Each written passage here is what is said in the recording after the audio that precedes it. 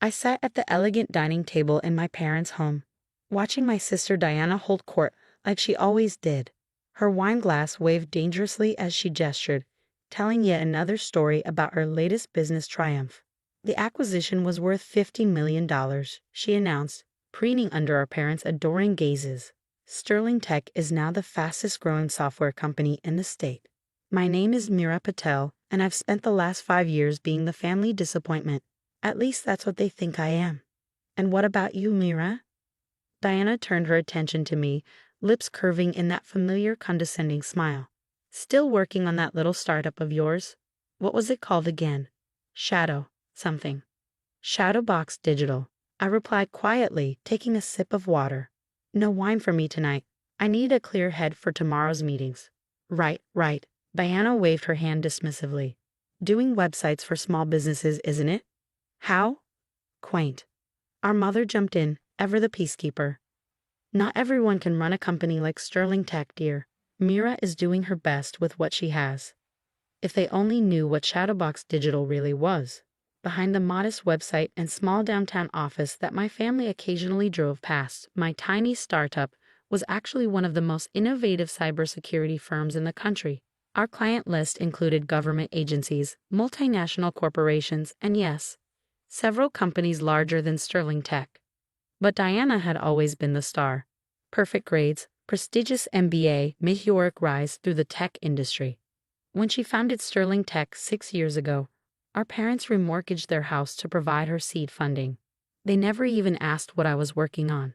I read about Sterling's new security platform, our father said proudly. Absolutely revolutionary. Diana, you're changing the entire industry. I bit back a smile, thinking about the security flaws our team had discovered in Sterling's platform just last week. Diana had dismissed our private warning sent through intermediaries, of course. Some tiny consulting firm couldn't possibly understand her sophisticated technology. Speaking of changing the industry, Diana continued, we're announcing a major merger tomorrow. One of the biggest deals in the state's history. She smiled smugly in my direction. But I'm sure you understand the importance of confidentiality agreements, Mira. Oh wait, your little web design company probably doesn't deal with those. My phone buzzed quietly in my lap. A message from my COO. Everything's set for tomorrow. Their board has approved the terms. Should I send the final paperwork to their lawyers? What was that, dear? My mother asked, noticing my distraction. Just a client emergency, I said. Small business websites, you know how it is. Diana laughed, the sound sharp and dismissive. Oh, I remember those days. Staying up late, worrying about tiny projects. But that's the difference between us, isn't it? I always aimed higher. I typed a quick response. Send everything. Meeting at 9 a.m. The truth about Shadowbox Digital was known to very few people. On paper, we were a small web development firm. In reality, we were a cybersecurity powerhouse operating through a complex network of shell companies and subsidiaries. Our real headquarters occupied 3 floors of a downtown high-rise, employing over 200 of the best programmers and security experts in the business. More importantly, we had spent the last year quietly acquiring shares in Sterling Tech through various front companies. Diana's revolutionary security platform was built on fundamental flaws that would soon become very public. Her company's value was about to plummet unless someone stepped in to save it. That someone was Shadowbox Digital. Another glass, Diana? Our mother offered, reaching for the wine bottle. Why not? Diana beamed. We should celebrate success when we see it. Speaking of which, Mira, if you ever want some advice on growing your business, I'd be happy to help. Sterling's smallest division probably handles more money than your entire company. I checked my phone again. Our latest valuation had just come in, $2.3 billion. Sterling Tech's entire market cap was less than half that. That's kind of you, I said mildly. Actually, I do have some meetings about expansion tomorrow. Oh. Diana's eyebrows rose with exaggerated interest. Finally moving to a bigger office, maybe hiring a second employee? Our father chuckled. Now, Diana, be nice. Not everyone can be as successful as you. I thought about the stack of documents waiting in my real office, merger agreements, board approvals, and most satisfyingly, the papers that would make me Diana's boss. By this time tomorrow, Sterling Tech would be a subsidiary of Shadowbox Digital. You're right, I said, standing up. I should probably get home. Big day tomorrow. Deanna raised her glass in a mock toast to small victories and modest ambitions. As I drove home, I thought about the moment 5 years ago when I decided to keep Shadowbox's true nature a secret from my family. It was at another dinner, just after Diana had launched Sterling Tech. She had spent the entire evening talking about her vision, her brilliance, her destiny to dominate the industry. I had tried to discuss my own plans for an innovative approach to cybersecurity. Diana had cut me off mid-sentence. "Oh, honey," she'd said, patting my hand. "Security tech is so complex. Why don't you stick to something simple, like building websites? Know your limitations." So I did exactly what she suggested. On the surface, I created a small web development firm as Shadowbox's public face. I took an office in a modest building, hired a few local developers to maintain the facade, and behind the scenes, I built something far bigger than Diana could imagine. My phone buzzed again as I pulled into my garage. Another message from my COO. Final confirmation from their board.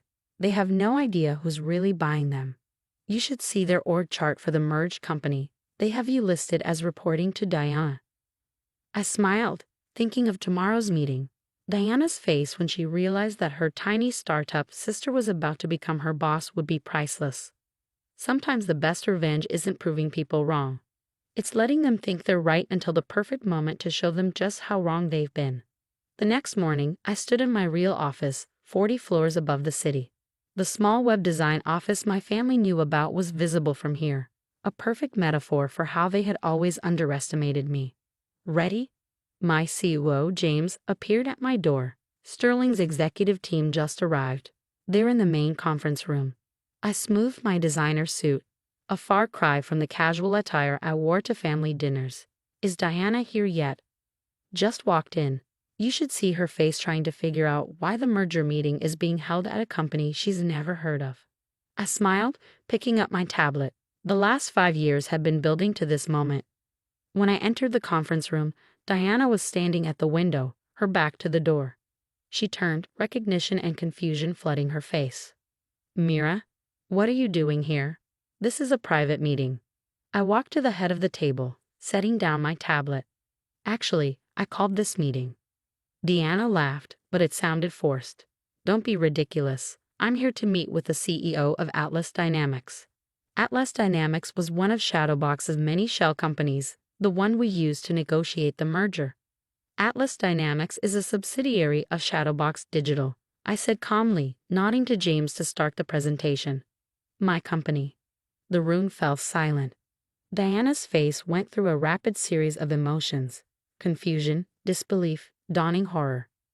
"That's impossible," she finally managed. "Shadowbox is a tiny web design company. You build websites for restaurants." "That's our public face," I agreed. "But perhaps you should have looked more closely at who's been acquiring Sterling Tech shares over the past year, or who sent you that security audit warning last month, the one you dismissed because it came from a tiny consulting firm." Deanna's champagne glass slipped from her fingers, shattering on the polished floor. "No." I clicked through to the first slide, displaying Shadowbox's true organizational structure. Shadowbox Digital is the parent company of 7 technology firms, including Atlas Dynamics. We specialize in advanced cybersecurity solutions with a current market valuation of $2.3 billion. The Sterling Tech board members were shuffling through their papers, whispering among themselves. Diana remained frozen, staring at the org chart. "As of this morning," I continued, "we own 51% of Sterling Tech's shares. This meeting isn't to negotiate a merger. It's to announce one." "You can't do this," Diana whispered. "Actually, I can. Your board has already approved the deal. They were quite eager to accept our offer, especially after we demonstrated the critical security flaws in your new platform." Diana's face flushed red. "Those warnings came from you? We tried to tell you privately. You chose not to listen." I turned to address the broader room. "Sterling Tech will become a division of Shadowbox Digital. We'll fix the security issues, integrate the salvageable technology, and restructure the management team." "Restructure?" Diana's voice cracked. "I'm the CEO." Not anymore. I slid a document across the table. Your resignation letter is already prepared. Don't worry, your golden parachute is quite generous. The next hour was a blur of signatures, legal requirements, and shocked silence.